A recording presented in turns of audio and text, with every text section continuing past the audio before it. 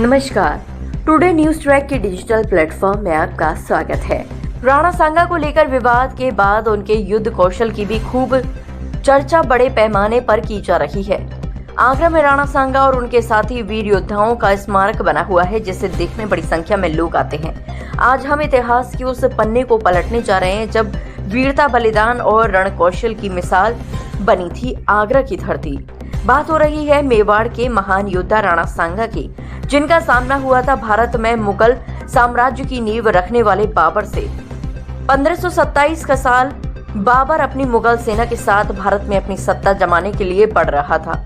उधर राजपूतों के वीर सेना नायक राणा सांगा ने अपनी ताकतों को संगठित कर आगरा और दिल्ली की ओर कूच किया। आगरा से करीब 60 किलोमीटर दूर बाबर बनाम राणा सांगा का युद्ध हुआ। राणा सांगा की सेना में कई मुस्लिम योद्धा भी थे जो उनके पराक्रम और न्यायप्रियता के कायल थे। इन सेना नायकों में अफगान और कुछ अन्य मुस्लिम सरदार भी शामिल थे, जिन्होंने मुगलों के खिलाफ रणभूमि में उतरने का फैसला लिया था। राणा सांगा और उनकी राजपूत सेना ने बाबर की सेना को कड़ी चुनौती दी, लेकिन बाबर की तोपों और उसकी युद्ध रणनीति ने निर्णायक मोड़ ले लिया।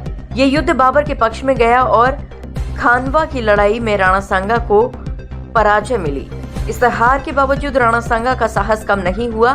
घायल अवस्था में भी वह लड़ते रहे और बाबर को काफी नुकसान पहुंचाया। ये वह ऐतिहासिक स्थान है जहां कभी इतिहास के सबसे भीषण युद्ध में से एक लड़ा गया था।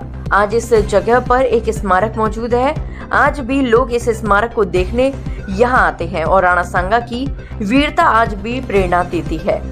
आगरा से टुडे न्यूज ट्रैक की रिपोर्ट। राणा सांगा और बाबर का युद्ध कन्वा के मैदान में हुआ था, जो कि आज वहाँ उनका स्मारक बना हुआ है, काफी भव्य। राणा सांगा एक अद्भुत योद्धा थे, जिनके शरीर पर चोटों के 80 घाव थे। उनका एक पैर, एक हाथ और एक आंख युद्ध में जाती रही थी। इसके बाद भी वो युद्ध से कभी मुंह नहीं मोड़ते थे। जिस समय खनवा का युद्ध हुआ, उस समय तमाम राजपूत राजा उनके साथ थे। यहाँ तक कि इब्राहिम लोदी का भाई महमूद और उसका लड़का और हसन खां मेवाती भी उनके साथ थे। राणा सांगा ने अगर तोपों का इस्तेमाल बाबर ने नहीं किया होता तो निश्चित है कि राणा सांगा की उसमें विजय होती, लेकिन तोपों का इस्तेमाल पहली बार भारत में हुआ था और राजपूत उससे बिल्कुल पूरी तरह से अनजान थे, इसलिए तोपों के आगे उनको हार माननी पड़ी। आज उनके स्मारक पर कितनी भीड़ लगती है, कितने लोग पहुंचते हैं? आज उनके स्मारक पर अच्छी तादाद में लोग जाते हैं और उसकी अच्छी व्यवस्था की जा रही है, लेकिन उसको और अधिक सुव्यवस्थित किया जा सकता है।